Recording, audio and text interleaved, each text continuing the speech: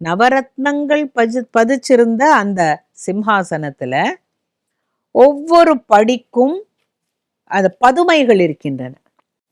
32 படிகள், 32 பதுமைகள் வச்சிருக்கிற இடத்துல முதல் படி வச்சு பார்க்கறான். இந்த பதுமை என்ன சொல்றது, நீ காலை வச்சு ஏறுற அளவுக்கு உனக்கு திறமையும் பராக்கிரமமும் இருக்கிறதா அப்படின்னு கேட்டது. இந்த மாதிரி காட்டுல கிடைச்சது, இது ரொம்ப அழகா இருக்குன்னு பார்த்தேன், நீங்கள்லாம் அலங்கார பதுமைகள்னு நினைச்ச போது, இல்லை இல்லை, நாங்கள் ஒரு சாபத்தினால வானுலக மங்கையர் நாங்கள் இங்கே பதுமைகளாக இருக்கிறோம்.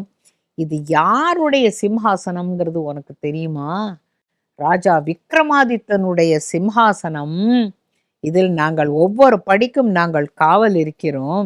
இப்போ இந்த பதுமைகள் போஜராஜன்ட்ட என்ன சொல்றதுன்னா, நான் சொன்னேன் இல்லையா, நாங்கள் ஒரு சாபத்தினால தான் இங்க பதுமைகளா இருக்கோம்னுட்டு.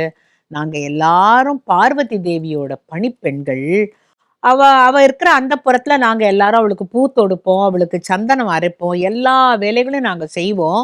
ஒரு நாளைக்கு பரமேஸ்வரன் அங்க வந்தார். சொல்லாம கொள்ளாம அவர் வந்த பொழுது நாங்கள் எல்லாரும் அவரை கண்டு அப்படியே மயங்கி நின்று விட்டோம்.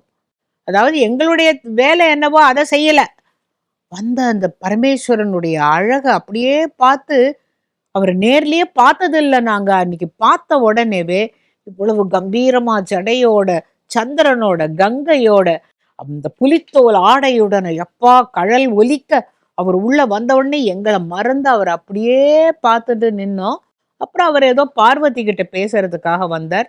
அதன் பிறகு பார்வதி எங்களை எல்லாரையும் கூப்பிட்டா, நீங்க எல்லாரும் உங்க வேலையை பார்க்க வேண்டியதுதானே, ஏன் அப்படியே பதுமைகளாக நின்றீர்கள் அப்படின்ன பொழுது நாங்கள் எல்லோரும் எங்களுடைய வசம் இழந்து அவரை பார்த்து கொண்டு இருந்து விட்டோம். சரி, பதுமையாக நின்றீர்கள் அல்லவா, பதுமையாகவே போங்கள் அப்படின்னு சொல்லிடுறாளாம். அப்ப எல்லா பணிப்பெண்களும் அவ காலில் விழுந்து, ஐயோ இது இது எங்களுக்கெல்லாம் இப்படி சாபம் கொடுக்கலாமா, எங்களுக்கு எப்ப திருப்பி கதி விமோச்சனம் கிடைக்கும், நாங்க எப்ப உங்ககிட்ட வரலாம் அப்படின்ன பொழுது, வீர தீர பராக்கிரம கதைகளை நீங்கள் ஒவ்வொருவராக சொல்லும் பொழுது, அப்படி ஒத்தொத்தரும் சொல்லி முடிச்ச பிறகு இங்கு வரலாம், கைலாயத்திற்கு வரலாம் அப்படின்னு சொல்லிடுறாளாம். அதனால நாங்க 32 பதுமைகளாக இங்கே இருக்கிறோம்.